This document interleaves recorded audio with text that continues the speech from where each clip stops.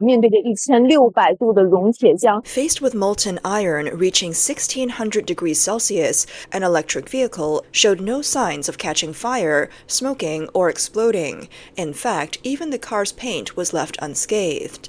If you think car evaluations are limited to international crash tests or durability trials, you're underestimating the creativity of some regions in China. To showcase their vehicles' reliability, certain manufacturers have come up with bizarre testing methods that are truly mind-boggling. Take one example, a test event where a car was driven straight into the sparks-filled atmosphere of a traditional iron flower performance, followed by a fiery obstacle course. It felt more like a scene from an extreme challenge show than a serious vehicle test. However, these dramatic demonstrations didn't mask the quality issues of the cars. Instead, they drew even more criticism from consumers. One commenter joked, "Please stop insulting our intelligence. Am I mistaken, or is this just an iron flower performance? It almost looks like a fireworks show after the test." Dashu Hua is a traditional Chinese folk art where molten iron is flung into the air, creating dazzling sparks. It originated with blacksmiths celebrating festivals and seeking good fortune. Today, it's performed during events like Chinese New Year to add to the festive atmosphere. Performers wear thick protective clothing, hats, and gloves made from special fireproof materials. The art requires extensive training, as performers need precise control over their movements to avoid being injured by the molten iron. Another commenter sarcastically questioned, 1600 degrees? Are you serious? How are the shirtless performers standing nearby? Are they superheroes? Wouldn't that heat turn them into ashes? If the molten iron is really that hot, it wouldn't even light a cigarette. The Jetour Shanghai, featured in the video, belongs to a high-end SUV series launched by Chery in January 2018. However, since its release, the series has faced frequent quality issues, leading to numerous consumer complaints. According to reports on January 20th, a female owner of the Jetour Shanghai T2 claimed her vehicle experienced brake failure, resulting in 2 rear-end collisions over 2 days. The first incident occurred on a national highway. She said that despite fully pressing the brake pedal, the car wouldn't stop, causing her to hit a business vehicle in front. The next day, while driving on a highway at over 70 kilometers per hour, the brakes failed again, and she rear-ended a Chang'an SUV. The manufacturer verbally responded, stating that their inspection showed the car was normal and suggested the issue might be due to driver error. The owner disagreed, insisting that she had pressed the brake pedal all the way down, almost to the floor, but the brakes felt soft toward the end. Dashcam footage from the car behind her showed that the brake lights were indeed on. The manager of the 4S dealership where the car was purchased confirmed that inspections of the braking system and related parts revealed no abnormalities. Later, Jetour representatives told a blogger that only battery-related data was available at the time, and there were no records of driving actions. They did not clarify whether the car lacked data recording capabilities if the data had been lost or if it was simply inconvenient to provide. In another case, Mr. Huang from Handan complained about frequent malfunctions in his Jetour Dasheng. The car's overspeed alarm, which the manual claimed would activate when exceeding the limit by 10%, rarely worked. He also reported issues such as Bluetooth connection failures, malfunctioning air purification, an automatic air conditioner that wouldn't turn off, and a faulty welcome feature. When he brought the car to Jetour's service center, he was told these issues were unsolvable. Mr. Wang might consider himself relatively fortunate, as his issues are limited to minor malfunctions. However, on automotive complaint platforms, many Jetour Dasheng owners have reported more severe problems, including engine vibrations and abnormal noises, brake issues, door handles getting stuck, rear-view cameras going black, and engine failures that rendered the car undrivable. Some Jetour X70 owners reported repeated engine stalling while driving, nearly causing accidents. Despite multiple repairs under warranty, the issue remains unresolved. One owner stated that the dealership's after-sales team could not provide a clear explanation for the recurring problem. Another owner shared his frustration about his 2020 Model 1.5T manual, 7-seater version. After driving just 2,000 kilometers, quality issues started appearing. At 7,000 kilometers, I noticed the cold start took unusually long. The 4S store brushed it off, saying it was normal. By 18,000 kilometers, the engine warning light came on, and the engine vibrated again. Again, they said it was fine. blaming severe carbon buildup and suggesting I drive at high RPMs on the highway. At 23,500 kilometers, the vibrations worsened. Tests showed a misfire in cylinder 2 due to low compression. They wanted to open up the engine, but I refused. I filed a complaint through the hotline, but it led nowhere. I feel helpless. Other Jetour models also face a variety of problems. Owners of the X90 Plus have complained about engine power loss, rust on the car body within 6 months of purchase, and acceleration issues. X70 Plus owners have reported unresolved airbag warning lights, brake noises, and excessive engine oil consumption leading to engine replacements. Adding to these concerns, some customers unknowingly bought vehicles that had been repaired after accidents. Mr. Tang, a resident of Yantai, shared his troubling experience when purchasing a new Jetour X70 from a 4S store in Zhifu district.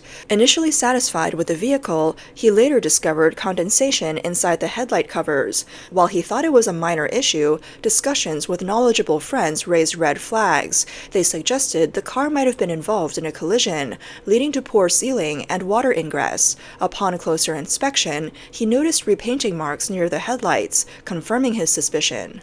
Shocked, Mr. Tang immediately confronted the dealership, requesting a return or exchange. The dealership, however, refused his demand. Staff at the 4S store acknowledged the issue and Mr. Tang's complaints, but declined to provide further details. They stated that a resolution had been reached and the matter was closed.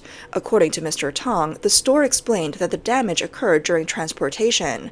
While dissatisfied, he accepted the dealership's proposed solution, repairing the headlights and receiving a compensation of 1,000 yuan. Even so, he felt wronged. Commenting on Mr. Tang's case, Shen Changtong, a lawyer from Beijing, noted that when Mr. Tang signed the purchase agreement, it established a valid sales contract specifying the vehicle's brand and price. As a consumer, Mr. Tang has the right to demand that the dealership deliver a vehicle that meets the contract terms. If defects like condensation in the headlight or scratches with repainting are present, the dealership owes him a reasonable explanation. The lawyer added that if disputes arise over the existence or severity of the defects, both parties can jointly appoint a qualified evaluation agency for an inspection. If it's confirmed that the vehicle has quality issues or was falsely sold as new, the consumer has the right to request contract termination, a refund or replacement vehicle, as well as compensation for any losses. Finally, lawyer Sun emphasized that as a seller, the 4S dealership is obligated to truthfully inform consumers about a vehicle's actual condition before completing the sale. For vehicles with defects, consumers should have the right to decide whether to accept them. Hiding the truth and selling the car only to address issues after the buyer discovers them undermines consumer trust. Only by conducting business with integrity can dealerships gain consumer confidence. Jetour has previously faced complaints of quality deficiencies, sales fraud, and false advertising, particularly concerning models like the Jetour X90 and X70. After the Jetour X90 hit the market, complaints emerged about discrepancies between advertised features and actual configurations, including blind spot monitoring, speakers, and driving safety systems.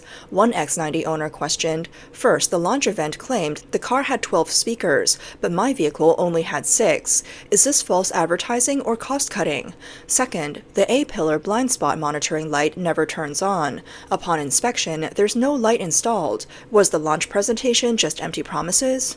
Similarly, complaints of false advertising were widespread among Jetour X70 Plus owners. Several X70 Plus owners reported through media and online platforms that their vehicles lacked features promised during the launch and in promotional materials, suggesting a pattern of downgraded configurations. One customer said, "I bought the 2020 Jetour X70 after seeing that the standard configuration included cornering assist lights. However, when I picked up the car, I didn't thoroughly check, and later discovered the feature was missing. I bought this car because of that feature. It's clearly deceptive." As the controversy gained traction, Jetour's marketing center apologized, attributing the issue to inaccurate statements during the launch event. They offered financial compensation to affected vehicle owners. In Russia, Chinese cars have also faced scrutiny over quality issues. Since the onset of the Russia-Ukraine conflict, Western automakers have exited the Russian market, creating an opportunity for Chinese brands to fill the gap. By the end of 2024, Chinese cars accounted for 68% of the Russian auto market, according to analysis from Autostat. 7 Chinese brands, including Chery, ranked among the top 10 bestsellers. However, concerns about poor corrosion resistance compared to European vehicles persist. On January 16th, the respected Russian automotive media outlet Autonews published a report by Lamarck assessing the corrosion resistance of 17 Chinese car brands sold in 26 Russian regions, done under local climate conditions. According to Lamarck's findings, some Chinese cars developed rust on their metal body parts just 2 years after use due to the lack of anti-corrosion treatments. For brands like Great Wall, the metal components lasted about 4 to 5 years. The study also included European brands that exited the Russian market, such as Skoda, Opel, Peugeot, Volkswagen, Audi, BMW, and Mercedes-Benz. These vehicles demonstrated significantly superior corrosion resistance. Lamarck's report highlighted that European cars typically have a metal lifespan of around 12 years. When treated with anti-corrosion coatings, this lifespan extends to approximately 22 years, 2.4 to 4 times longer than that of Chinese cars. Russian consumers remain divided over how well Chinese cars adapt to local conditions. According to a survey by Odkryty Auto, 61% of Russian drivers believe Chinese vehicles are only partially suited to Russia's weather, while 19% think they cannot withstand the harsh winters at all. Specifically, 42% of respondents criticized the lack of corrosion resistance designed for Russia's severe winters. Additionally, 29% pointed out to the use of low-quality electronics and components. 24% complained about thin paint coatings, and others noted that the suspension designs were too delicate for Russia's rugged roads. These challenges are not limited to the Russian market. Chinese brands face similar issues in other international markets. For instance, a recent study by consulting firm Bearing Point and the German newspaper Handelsblatt revealed that German electric vehicles are far more attractive to local consumers than Chinese brands. Volkswagen, Audi, and Mercedes-Benz took the top spots in the 2024 Electric Vehicle Attractiveness Index. Although Chinese brands like MG, BYD, and Great Wall Motors offer lower average prices, they ranked at the bottom of the index. The study, which surveyed over 2,000 people in Germany, evaluated factors such as price, driving range, charging costs, innovation, brand quality, and trust.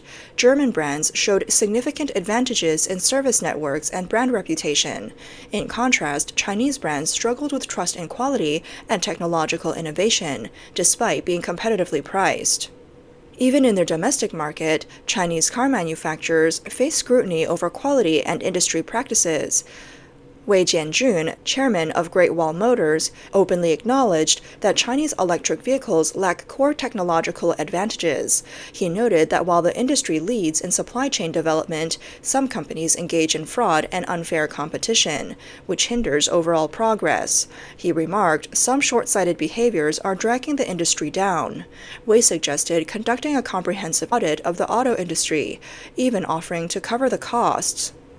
He also criticized the over-the-top marketing tactics, which he said misled consumers and make it difficult for them to assess products accurately. When will these short-term strategies end, he said? With fraud and cheating, how can Chinese automakers improve? Wei also emphasized that companies that cannot sustain themselves profitably cannot survive long-term. In early 2024, Chinese automakers entered a price war to capture market share, further narrowing the industry's profit margins. According to data from the China Passenger Car Association, the automotive sector's profit margin for the first 5 months of 2024 was just 5.3% lower than the average for industrial enterprises during the same period.